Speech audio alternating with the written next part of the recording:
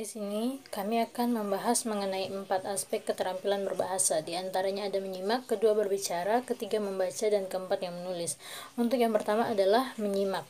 Menyimak merupakan proses yang mencakup kegiatan mendengarkan bunyi bahasa, mengidentifikasi, menilai, dan mereaksi makna yang terkandung. Nah, untuk menyimak itu sendiri bersifat reseptif, yang artinya menerima, menambah wawasan atau pengetahuan seseorang. Ada 2 strategi menyimak. Yang pertama adalah merumuskan perhatian. Yang kedua, membuat catatan. Membuat catatan terbagi menjadi 3 bagian. Yang pertama, catatan bersifat sederhana. Yang kedua, catatan menggunakan simbol yang berupa lambang atau tanda. Yang ketiga, catatan harus jelas. Selanjutnya adalah ada 3 tahapan proses menyimak. Yang pertama, menerima masukan auditori atau auditory input. Yang kedua adalah memperhatikan masukan auditori. Yang ketiga adalah menafsirkan dan berinteraksi dengan masukan auditori. Untuk tujuan menyimak itu sendiri, diantaranya ada mendapatkan fakta, yang kedua menganalisis data, yang ketiga mengevaluasi fakta, yang keempat mendapat inspirasi, yang kelima menghibur diri, yang terakhir adalah meningkatkan kemampuan berbicara.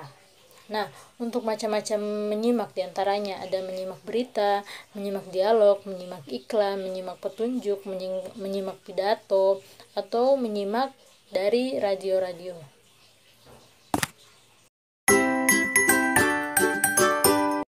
Yang kedua yaitu aspek berbicara. Berbicara adalah kemampuan mengucapkan bunyi-bunyi artikulasi atau kata-kata untuk menyatakan, menyampaikan gagasan, pikiran, dan perasaan.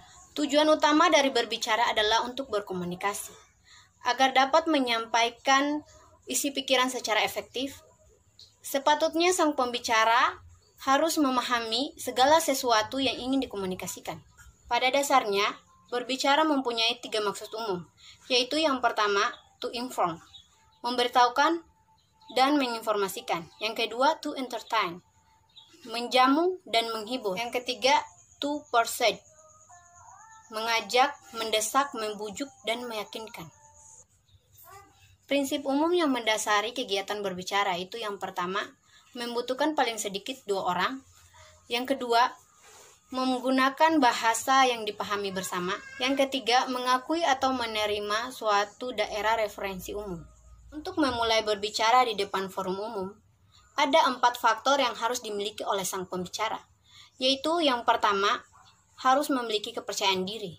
Yang kedua, kejelasan suara. Yang ketiga, ekspresi atau mimik wajah. Dan yang keempat, kelancaran komunikasi.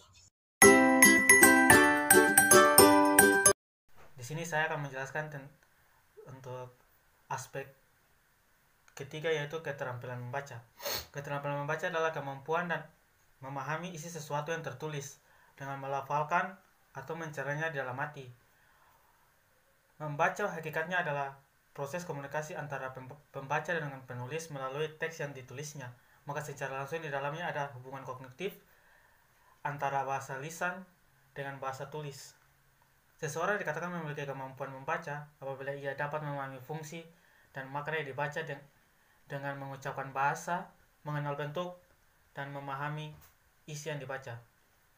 Membaca juga dikatakan sebagai suatu metode yang kita gunakan untuk berkomunikasi dengan diri kita sendiri dan kadang-kadang dengan orang lain, yaitu mengkomunikasikan makna yang terkandung atau tersirat pada lambang-lambang yang tertulis. Tujuan-tujuan membaca mencakup kesenangan menyempurnakan membaca nyaring, menggunakan strategi tertentu, dan memperbarui pengetahuannya tentang suatu topik, mengaitkan informasi baru dengan informasi yang telah diketahuinya. Jenis-jenis membaca yaitu secara umum ada 2, yaitu membaca permulaan dan membaca lanjut. Membaca permulaan biasanya diberikan bagi siswa kelas 1 dan 2, sedangkan membaca lanjut biasa diberikan langsung oleh sejak kelas 3 SD hingga ke perguruan tinggi. Jenis-jenis membaca lanjut yang pertama seperti membaca kritis bertujuan untuk menemukan fakta-fakta dalam bacaan.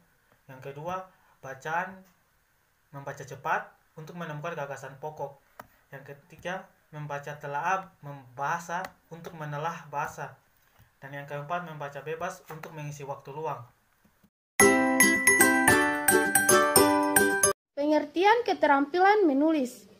Keterampilan menulis adalah keterampilan yang menuangkan ide, gagasan, perasaan dalam bentuk bahasa tulis sehingga orang lain yang membaca dapat memahami isi tulisan tersebut dengan baik. Setiap menulis harus memiliki 3 keterampilan dasar dalam menulis, yaitu keterampilan berbahasa, keterampilan penyajian, dan keterampilan perwajahan. Keterampilan berbahasa mencakup keterampilan penggunaan kalimat efektif. Keterampilan penyajian meliputi keterampilan membentuk dan mengembangkan paragraf, merinci pokok bahasa dan subpokok bahasa ke dalam susunan yang sistematis. Keterampilan perwajahan mencakup pengaturan topografi dan pemanfaatan sarana tulisan secara efektif dan efisien. Adapun tujuan dari menulis yaitu menginformasikan segala sesuatu baik itu fakta, data maupun peristiwa termasuk pendapat dan pandangan terhadap fakta, data, dan peristiwa agar khalayak membaca memperoleh pengetahuan dan pemahaman baru tentang berbagai hal yang dapat maupun yang terjadi di muka bumi ini. Ada 3 komponen yang bergabung dalam perbuatan menulis, yaitu 1. Penguasaan bahasa tulis yang akan berfungsi sebagai media tulisan meliputi kosakata, struktur, kalimat, paragraf, ejaan, pramaktik, dan sebagainya. 2. Penguasaan isi paragraf sesuai dengan topik yang akan ditulis. 3. Penguasaan tentang jenis-jenis tulisan, yaitu bagaimana merangkai isi tulisan dengan menggunakan bahasa tulis sehingga membentuk sebuah komposisi yang diinginkan. Sebagai bagian dari kegiatan berbahasa, menulis berkaitan erat dengan aktivitas berpikir. Keduanya saling melengkapi, mengemukakan bahwa menulis dan berpikir merupakan 2 kegiatan yang dilakukan secara bersamaan.